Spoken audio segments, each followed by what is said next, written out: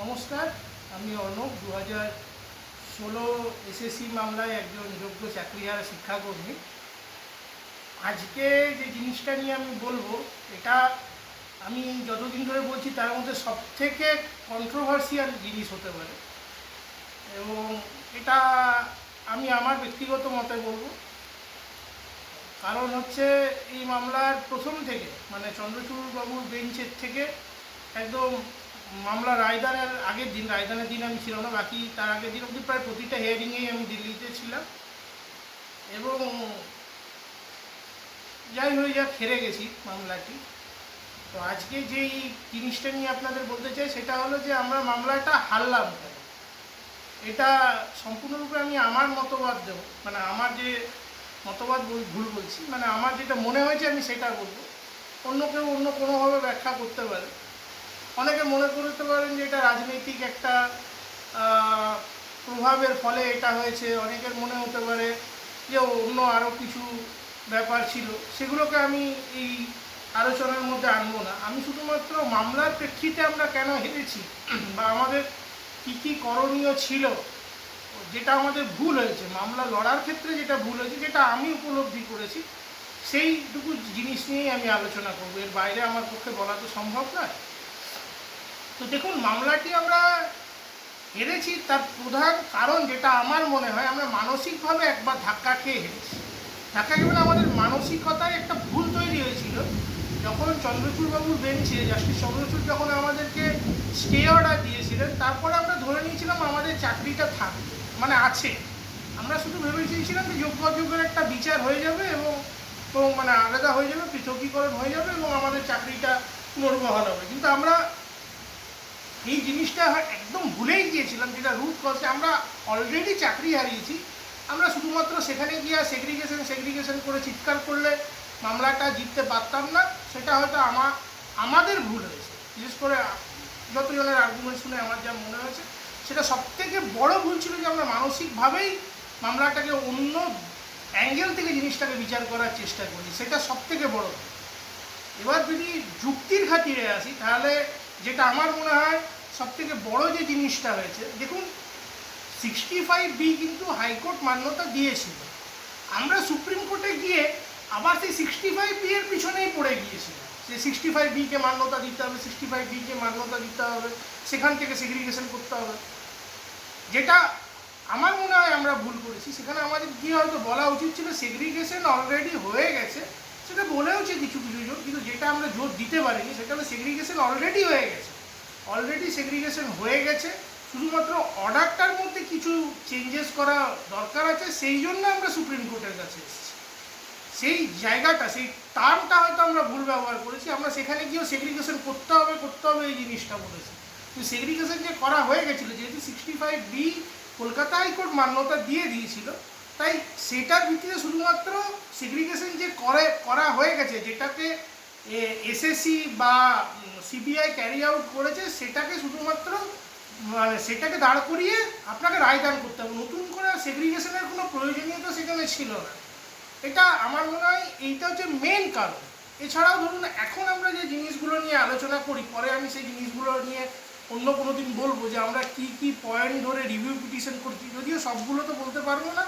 মূলত যে জিনিসগুলো আছে সেই জিনিসগুলো বলবো, যে জিনিসগুলো এখন আমরা মোটামুটি সবাই কভার আপ করেছি, যতগুলো রিভিউ ফাইল আমরা করেছি সেই পয়েন্টগুলো বলবো। দেখুন, প্রতিটা রিভিউ পিটিশনের কিছু কিছু ইউনিক পয়েন্ট থাকে, সেই জিনিসগুলো নিয়ে তো সরাসরি এমনিভাবে বলা সম্ভব নয়।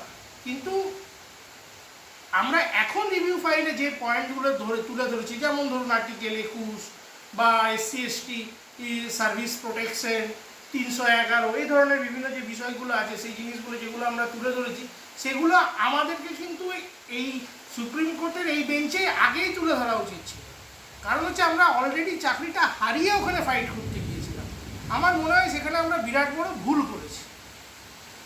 এছাড়াও ধরুন, এই CFSL রিপোর্ট বা 65B এই ম্যাটারগুলোর মধ্যে আমাদের ঢোকা উচিত হয়নি আমার যেটা মনে হয়। কারণ আমরা 65B মান্যতা পাক বা না পাক, আমরা আনটেন্টেড ক্যাটাগরিতে বিলং করি, আমরা আনটেন্টেড। তাই 65B এর ওপর গিয়ে সেই জিনিসটাকে এত জলঘোলা করার কোনো মানে ছিল না, যেটা অন্তত আমার মনে হয়েছে। তাছাড়াও দেখুন, আরেকটা যেটা হয়েছে সেটা হচ্ছে আমরা যোগ্যরা ইউনাইটেড তো ছিলাম না।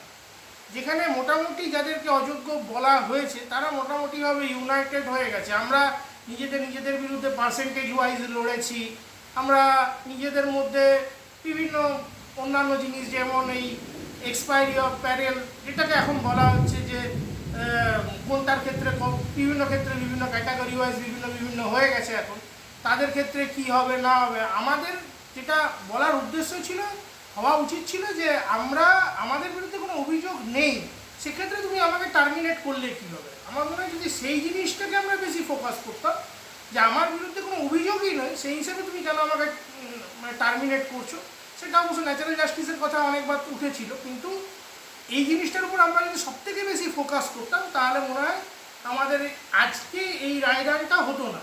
এবার ধরুন যে রাজনৈতিক উদ্দেশ্য প্রণোদিত রায়দান বা অন্যান্য জিনিস, সেগুলো নিয়ে তো ধরুন এগুলো সব সন্দেহের মধ্যে থাকে, এগুলোকে কখনো মানে প্রমাণ করাও সম্ভব নয় বা বলাও সম্ভব নয়। আরেকটা জিনিস আমার যেটা মনে হয়, কোনো একটা বিচার ব্যবস্থা একটা রায় দেওয়ার আগে, এত বড় একটা ব্ল্যাঙ্কেট ক্যান্সেলেশন করার আগে, এত বড় একটা মাস ক্যান্সেলেশন করার সময় একটা নির্দিষ্ট সময়ের মধ্যে বিচার ব্যবস্থাকে টেনে নামিয়ে দেওয়া, মানে বিচারের সময়, সেটা হয়তো আমার মনে হয় অনুচিত হয়েছে। আমার পরিষ্কার মনে আছে শেষ দিন যেদিন আর্গুমেন্ট হয়েছিল সুপ্রিম কোর্টে, সেদিন উনি এসএসসি বলার পরে আমরা যারা নিজেদেরকে আনটেন্টেড ক্যাটাগরিতে ক্লেম করছি তাদেরকে বলার জন্য উনি 1 ঘন্টা সময় দিয়েছিলেন এবং উনি বলেইছিলেন আর মাত্র 1 ঘন্টা বাকি আছে এই মামলা শুনানিতে। তাই এটা মনে হয় একটা বিচার ব্যবস্থার, আর একটা মানুষ বিচার চাইতে যাচ্ছে তার শেষ জায়গায়, শেষ স্থানে, সুপ্রিম কোর্টের মতো একটা জায়গায়, সেখানে একটা ডিভিশন বেঞ্চে সে বিচার চাইতে যাচ্ছে, তারপরও সেখানে তাকে একটা নির্দিষ্ট সময়ের মধ্যে বেঁধে দেওয়া হচ্ছে, তুমি এর মধ্যে তোমার যা বলার আছে বলো, এরপরে আর আমি কিছু শুনবো না। এই জিনিসটা মনে হয় ভারতের বিচার ব্যবস্থার জন্য ঠিক নয়, কারণ মানুষ যেখানে বিচার চাইতে যাবে সেখানে তো তার সম্পূর্ণ কথাটা শুনতে হবে। এছাড়া যে জিনিসটা আমার আরেকটা যে জিনিস মনে হয় সেটা হচ্ছে এই যে আমরা যারা আনটেন্টেড ক্যাটাগরিতে ছিলাম তার মধ্যে যাদের অনেকে আমরা দাবি করেছি যে আমাদের ওএমআর সিটটা আমাদের, এই কথাটা আমরা লিখেছি, কিন্তু যার ভিত্তিতে আমরা নিয়োগ পেয়েছি যে প্যানেল, সেই প্যানেলে আমাদের মার্কস এবং ওএমআর যাদের প্রকাশিত হয়েছে তার মার্কস, আমরা যারা আনটেন্টেড তাদের কথা আমি বলছি, তাদের যে মার্কস সমান ছিল, সেক্ষেত্রে আমরা কেন এই চাকরি থেকে বাতিল হলাম, বা এই যারা আরটিআই করে যে সমস্ত ওএমআর সিট পেয়েছে তাদের ওএমআর সিটে প্রাপ্ত মার্কস এবং যেটা প্যানেলে উইথ ব্যাকআপ, যে প্যানেল মার্কস ব্যাকআপ উইথ যে প্যানেলটা প্রকাশিত হয়েছে সেখানে প্রাপ্ত নাম্বার সেগুলো একই ছিল, সেই জিনিসগুলো আমরা তুলে ধরতে হয়তো ব্যর্থ হয়েছি। চেষ্টা করিনি এমন জিনিসটা নয়, বা বলে উঠতে পারিনি, সেটাই সত্যি কথা। আরেকটা অন্তরায় যেটা আমাদের ক্ষেত্রে হয়েছে সেটা মনে হয় আমরা সমস্ত যারা দিল্লিতে গেছে এবং বিভিন্ন ক্ষেত্রে ব্রিফিং করেছিল যে তাদের ক্ষেত্রে একটা বিরাট বড় সমস্যা হয়েছে, সেটা আমি যেটা ব্যক্তিগতভাবে অনুভব করেছি, সুপ্রিম কোর্টের কোনো আইনজীবী যারা টপ লেভেল আইনজীবী তারা কেউ ক্লায়েন্টের কাছ থেকে ব্রিফিং নেন না। তারা বলেন তুমি এওআরকে নিয়ে নাও, মানে আপনি আপনার প্রথম কথা বোঝাবেন এওআরকে, এওআর গিয়ে নিয়ে আপনার কথা বোঝাবে আপনার সিনিয়র লয়ারকে, সেই সিনিয়র লয়ার বা তার কথা বোঝাবে সিজিআই। যে এত বড় একটা যে লম্বা চেন, সেক্ষেত্রে ওই রাম পরবর্তীকালে পাল্টাতে মরা হয়ে যাচ্ছে, এটা একটা বিরাট বড় সমস্যা। মানে আমি যে ক্লায়েন্ট, যে আনটেন্টেড হোক বা টেন্টেড হোক, তার যে মূল কথাটা সে যেটা বলতে চাইছে মামলার প্রেক্ষিতে, সেটা কিন্তু ওই শেষ অবধি গিয়ে নিয়ে ডেলিভারি হচ্ছে না, সেই জিনিসটার মধ্যে একটা বিরাট অন্তরায় থেকে যাচ্ছে।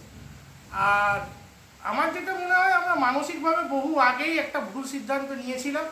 আমার এখন যেটা উপলব্ধি, আমি হয়তো কাউকে ব্যক্তিগতভাবে দোষ দিতে তো পারবো না, কিন্তু আমার যেটা মনে হয় আমরা যারা নিজেদেরকে যোগ্য বলেছিলাম তারা একটাই যদি মানে একটা ওয়েতে সবাই মিলে একত্রিত হয়ে যদি একটাই কথা বলতে পারতো, বা আমরা যোগ্য, আমাদের বিরুদ্ধে কোনো অভিযোগ নেই, তারপরে তুমি কী করে আমাকে টার্মিনেট করো, সেই টার্মিনেট করার কারণটা শুধুমাত্র আমাকে জানিয়ে টার্মিনেট করা হোক, যদি এই জিনিসটা করা হতো তাহলে আমার মনে হয় সব থেকে ভালো হতো। তাহলে আমাদের এই পরাজয়টা হয়তো হতো না, হয়তো। এবার বা ধরুন রিভিউ পিটিশনে আমরা ফাইল করেছি, সেখানে কী কী পয়েন্ট দিয়েছি সেগুলোও আমি আপনাদেরকে বলবো পরবর্তীকালে। আর অনেকে আমাকে জিজ্ঞাসা করেছেন বিভিন্ন কমেন্টে যে যেহেতু সবই সমস্যার কথা আছে, সমাধানের কিছু আছে কি? দেখুন, এক কথায় বলতে গেলে সমাধানের রাস্তা নিশ্চয়ই আছে, নাহলে সংবিধানে 137 নম্বর ধারাটি আসে কেন? রিভিউ পিটিশনে তাহলে তো সংবিধান এত বড় সংশোধন হয়েছে, কখনো না কখনো 137 নম্বর ধারাকে তুলে দিতেই পারত। দেয়নি যখন, তখন নিশ্চয়ই আশা করে থাকাটাই ভালো। এবার সেটা আরও ডিটেলসে অন্য কোনো দিন বলা যাবে। ধন্যবাদ, নমস্কার।